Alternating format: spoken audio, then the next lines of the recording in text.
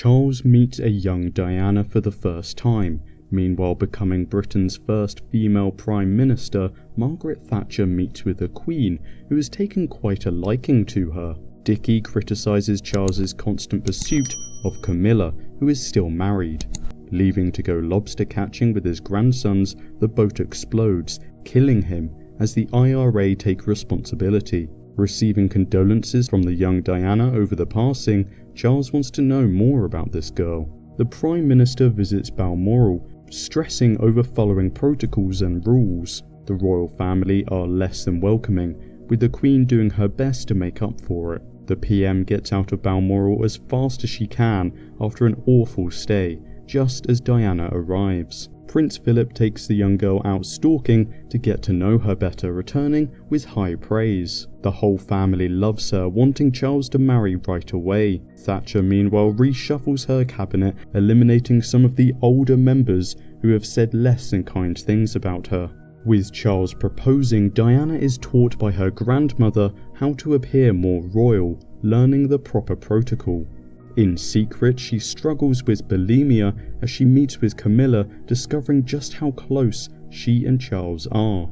Finding a gift Charles planned to give to Camilla, Diana demands the wedding is called off. At the rehearsal, Charles assures her it was simply a farewell gift, as it's officially over between them. Margaret notices the disagreement, claiming to her mother and sister that Charles still loves Camilla, and they should stop the wedding before it is too late. The Queen speaks with her son, assuring him he will learn to love Diana as he does Camilla, given time. 3 years after coming to power, the country is in no better state as the Prime Minister's son goes missing. The Queen speaks with each of her children, discovering Edward's being bullied, how Anne feels the papers and public hate her no matter what she does, Andrew wants to serve in the Falklands if it comes to it, and Charles's difficulty with Diana, as she locks herself away, resorting to calling Camilla still. She feels she must have failed as a mother. Michael Fagan, split from his wife and unable to see his kids, breaks into Buckingham Palace to speak with the Queen directly, but she's in Windsor. With the Falklands pretty much won, the PM's popularity is boosted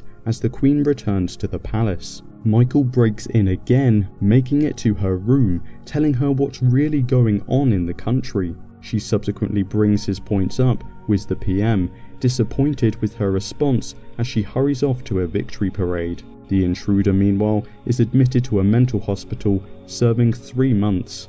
On tour in Australia, Diana wants to bail and stay with the newly born William. She confronts her husband over his obsession with Camilla as he finally says "I love you," both promising to do better. Returning to the tour, Diana proves to be a success, with the Aussie people loving her. However, this hurts Charles as he's overlooked. As their relationship worsens once more, so does the princess's bulimia. She goes to the Queen to discuss Charles's resentment, but is met with claims that perhaps she has enjoyed the spotlight a little too much. Diana only wants support from her family, but it's clear this is no normal family. Coughing blood, the Queen's sister Margaret is rushed to hospital for surgery. Wanting meaning and distraction, she asks her sister for as much work as possible, but is instead asked to vacate her position as Councillor of State as Prince Edward turns 18. Seeing a therapist,